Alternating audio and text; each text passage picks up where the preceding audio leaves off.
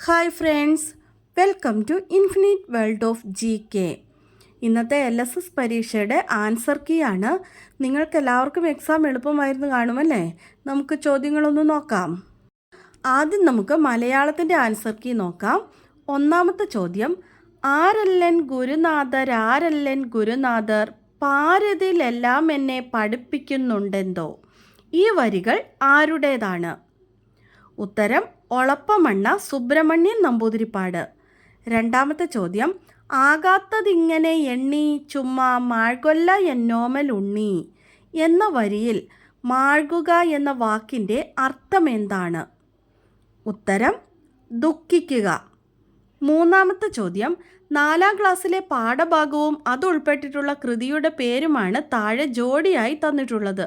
ഇതിൽ വിട്ടുപോയത് എഴുതുക. വെണ്ണക്കണ്ണൻ, കൃഷ്ണഗാഥ, പത്തായം, ഓർമ്മയിലെ കൃഷിക്കാഴ്ചകൾ, മലയാളം, വള്ളത്തോൾ കവിതകൾ. സ്നേഹം താൻ ശക്തി. സ്നേഹം താൻ ശക്തി ഉൾപ്പെട്ടിട്ടുള്ള കൃതിയുടെ പേരാണ് എഴുതേണ്ടത്. ഏതാണ്? ഇത്തിരിക്കാര്യം. നാലാമത്തെ ചോദ്യം, കാളകൾ അകന്നു പോകാതിരിക്കാനും കലപ്പ ഉറപ്പിക്കാനുമായി ഉപയോഗിക്കുന്ന ഉപകരണം ഏതാണ്? ഉത്തരം നുകം. അഞ്ചാമത്തെ ചോദ്യം, പച്ച പ്ലസ് പുൽമേട് ചേർത്തെഴുതാനാണ്. ഉത്തരം പച്ചപ്പുൽമേട്. ആറാമത്തെ ചോദ്യം, ഭൂമിയെ സംബന്ധിച്ച എന്ന അർത്ഥത്തിൽ ഉപയോഗിച്ചിരിക്കുന്ന വാക്ക് ഏതാണ്? ഭൗതികം, ഭൗമം, ഭാസുരം, അഭൗമം. ഏതാണ്? ഉത്തരം ഭൗമം. ഏഴാമത്തെ ചോദ്യം, ചേട്ടാ പാവം മൈന എന്തിനാണ് അതിനെ കൊല്ലുന്നത്? ലൈല പറഞ്ഞതിൻ്റെ അർത്ഥം നല്ലതുപോലെ മനസ്സിലായിട്ടെന്നതുപോലെ ആ കിളി ഈണത്തിലൊരു പാട്ടുപാടി. അടിവരയിട്ട വാക്യത്തിൽ വിട്ടുപോയ ചിഹ്നം ഏതാണ്? ഏതാണ്? ഓപ്ഷൻ സി ആണ്. എട്ടാമത്തെ ചോദ്യം, അതിരില്ലാത്ത ആവേശത്തോടെ ജയഘോഷം മുഴക്കിയാണ് വള്ളംകളിയിൽ ഒന്നാമതെത്തിയ ചുണ്ടൻ വള്ളത്തെ ജനങ്ങൾ സ്വീകരിച്ചത്. അതിരില്ലാത്ത എന്ന അർത്ഥത്തിൽ ഉപയോഗിക്കാവുന്ന പദം ഏതാണ്? അപാരം, അനുബന്ധം, ആമോദം, അനുവാസരം.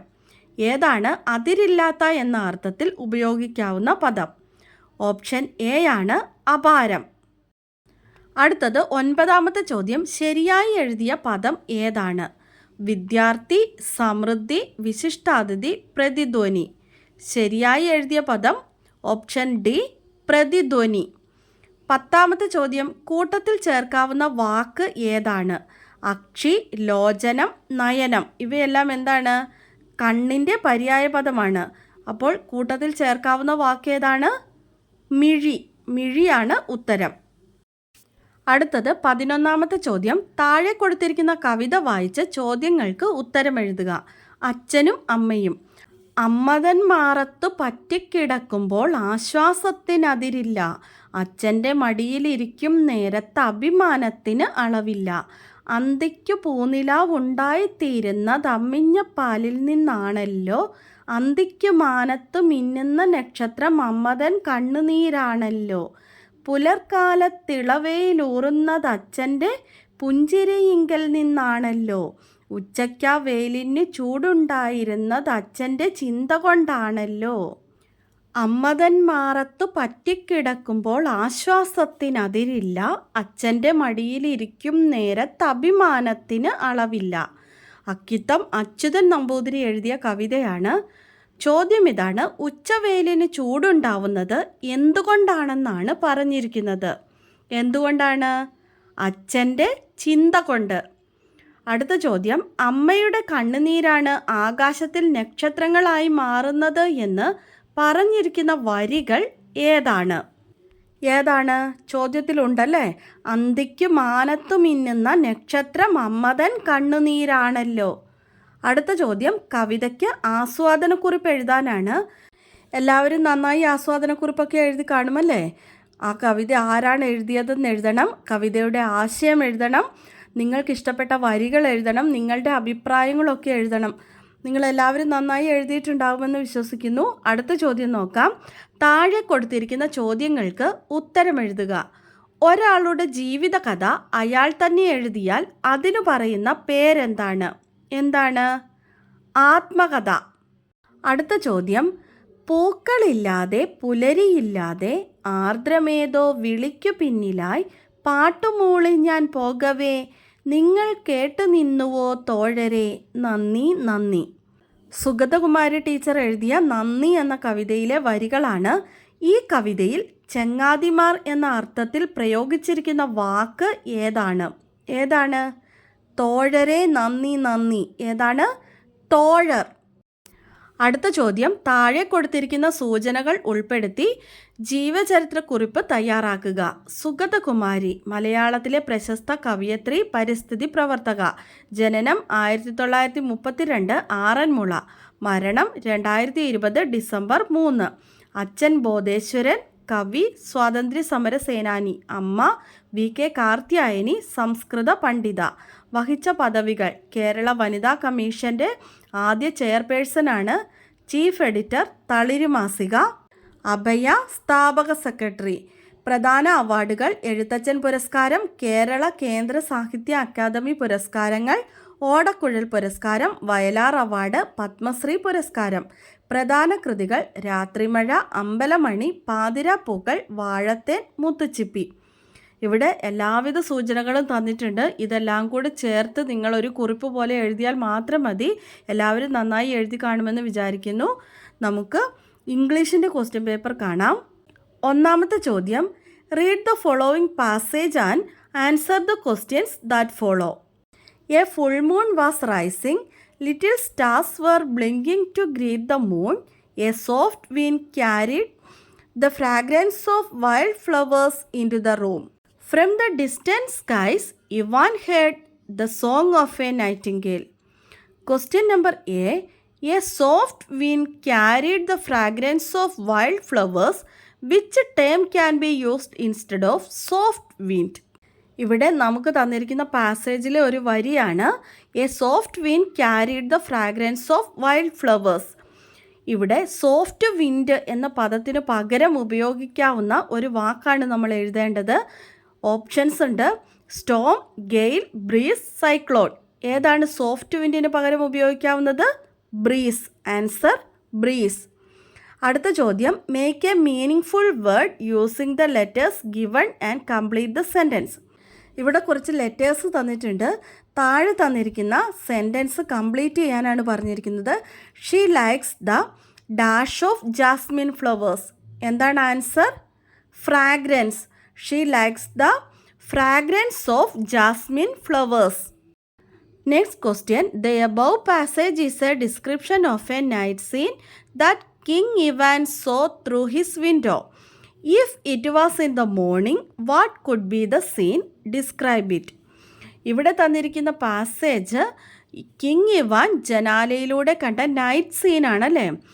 ഇത് മോർണിംഗ് ആണെങ്കിൽ എങ്ങനെയൊക്കെ ആയിരിക്കും അവിടെ ഉണ്ടായിരുന്ന കാഴ്ചകൾ? അത് നമ്മളോട് ഡിസ്ക്രൈബ് ചെയ്ത് എഴുതാനാണ് പറഞ്ഞിരിക്കുന്നത്. നിങ്ങളെല്ലാവരും അത് എഴുതി കാണും. നമ്മൾ മോർണിംഗിൽ കാണുന്ന കാഴ്ചകൾ എന്തൊക്കെയായിരിക്കും? സൂര്യൻ ഉദിക്കുന്നതും കിളികളുടെ കളകളാരവും അങ്ങനെയൊക്കെയുള്ള കാഴ്ചകളൊക്കെ ആയിരിക്കും അല്ലേ. വളരെ മനോഹരമായ ബ്യൂട്ടിഫുൾ മോർണിംഗിനെ കുറിച്ച് നിങ്ങൾ ഒരു ചെറിയ കുറിപ്പ് പോലെ ഡിസ്ക്രൈബ് ചെയ്ത് എഴുതുകയാണ് വേണ്ടത്. നിങ്ങളെല്ലാവരും നന്നായി എഴുതി കാണും അല്ലേ. അപ്പോൾ നമുക്ക് അടുത്ത ചോദ്യം നോക്കാം. Read the following passage and answer the questions that follow. Gulab jamun, rasgulla, barfi, jalebi, laddu yelled a hawker at the entrance. He called out at the passers-by. Many colored sweets decorated with leaves of silver and gold were seen. The child stared open-eyed and his mouth watered. Question ഇതാണ്. The child stared open-eyed. Which emotion of the child is indicated here? ഇവിടെ ചൈൽഡിൻ്റെ ഏത് ഇമോഷനാണ് സൂചിപ്പിക്കുന്നത്? Happiness, envy, wonder, sorrow. എന്താണ്? Sweets ഒക്കെ കണ്ടപ്പോൾ കുട്ടിക്ക് എന്താണ് തോന്നിയത്? അത്ഭുതമാണല്ലേ. ഒരുപാട് സ്വീറ്റ്സ് സിൽവറും ഗോൾഡും ലീവ്സിൽ ഇങ്ങനെ പൊതിഞ്ഞു വെച്ചിരിക്കുന്നത് കണ്ടപ്പോൾ കുട്ടിക്ക് അത്ഭുതമാണ് തോന്നിയത്. Answer wonder. Next question, his mouth വാട്ടേഡ്. വൈ? കുട്ടിയുടെ വായിൽ വെള്ളമൂറിയത് എന്തുകൊണ്ടാണ്? He wished to eat the sweets. അവൻ ആ സ്വീറ്റ്സ് കഴിക്കാൻ ആഗ്രഹിച്ചതുകൊണ്ട്. Next question, the child went near the sweet shop. He looked at the sweets there. The shopkeeper saw the child write the conversation between the child and the shop keeper. ആ കുട്ടി sweet ഷോപ്പിൻ്റെ അടുത്തേക്ക് ചെന്ന് അവൻ ആ sweets ഒക്കെ ഇങ്ങനെ നോക്കി നിന്നു. അപ്പോൾ ഷോപ്പ് കീപ്പർ കുട്ടിയെ കണ്ടു. കുട്ടിയും ഷോപ്പ് കീപ്പറും തമ്മിലുള്ള സംഭാഷണം എഴുതാനാണ് പറഞ്ഞിരിക്കുന്നത്. അവർ തമ്മിൽ എന്തൊക്കെയായിരിക്കും സംസാരിച്ചിട്ടുണ്ടാവുക? കുട്ടി ഈ സ്വീറ്റ്സിന് എത്ര വിലയായിട്ടുണ്ടെന്ന് ചോദിച്ചിട്ടുണ്ടാകും, അയാളത് പറഞ്ഞിട്ടുണ്ടാകും, അങ്ങനെയൊക്കെ എന്തെങ്കിലുമൊക്കെ സംസാരിച്ചിട്ടുണ്ടാകും അല്ലേ? അപ്പോൾ നിങ്ങൾ നിങ്ങളുടേതായ ഭാവനയിൽ ഇതൊക്കെ എഴുതി കൊടുത്തിട്ടുണ്ടാകും, മനോഹരമായി എഴുതിയിട്ടുണ്ടാകും അല്ലേ? അടുത്തത് നമുക്ക് GK ക്വസ്റ്റ്യൻസ് കാണാം. 15ാമത്തെ ചോദ്യം, നാലുകെട്ട് എന്ന നോവൽ രചിച്ച മലയാള സാഹിത്യകാരൻ ആരാണ്? Option A MD Vasudevan Nair, Vaikom Muhammad Basheer, M Mukundan, Thakazhi Sivasankara Pillai. ആരാണ് നാലുകെട്ട് എന്ന നോവൽ രചിച്ചത്? MD വാസുദേവൻ നായർ. അടുത്ത ചോദ്യം, ഇന്ത്യൻ ബഹിരാകാശ ഗവേഷണ കേന്ദ്രത്തിൻ്റെ അഥവാ ഇന്ത്യൻ സ്പേസ് റിസർച്ച് ഓർഗനൈസേഷൻ്റെ ഇപ്പോഴത്തെ ചെയർമാൻ ആരാണ്? നമ്മൾ ചോദ്യം ഡിസ്കസ് ചെയ്തപ്പോഴൊക്കെ ഇത് പറഞ്ഞിട്ടുണ്ടായിരുന്നു. ആരാണ്?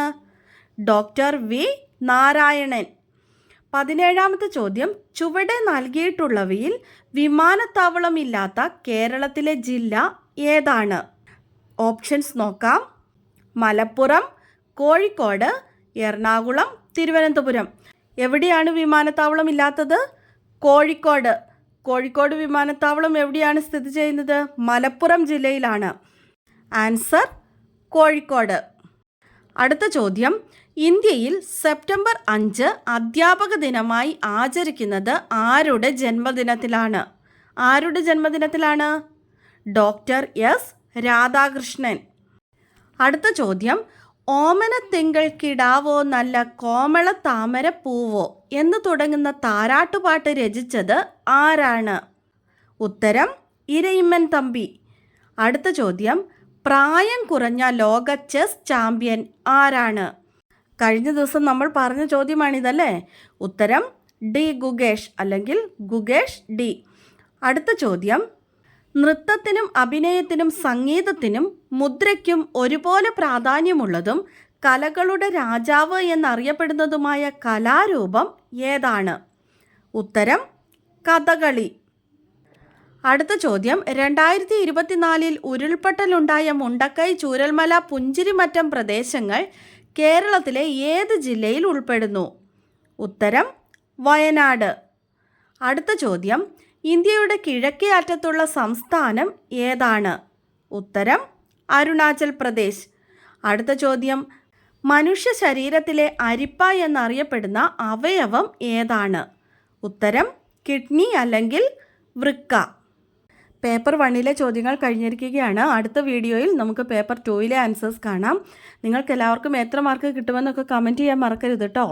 എല്ലാവർക്കും എക്സാം എളുപ്പമായിരുന്നോ അല്ലയോ എന്നൊക്കെ പറയണേ. അതുപോലെ ഇന്നത്തെ വീഡിയോ നിങ്ങൾക്ക് എല്ലാവർക്കും ഇഷ്ടമായി കാണുമെന്ന് വിചാരിക്കുന്നു. ഇഷ്ടമായ ലൈക്ക് ചെയ്യാനും നിങ്ങളുടെ കൂട്ടുകാർക്കൊക്കെ ഒന്ന് ഷെയർ ചെയ്ത് കൊടുക്കാനും സബ്സ്ക്രൈബ് ചെയ്യാതെ കാണുന്ന കൂട്ടുകാരുണ്ടെങ്കിൽ ഒന്ന് സബ്സ്ക്രൈബ് ചെയ്യാനും മറക്കരുതേ. Thanks for watching.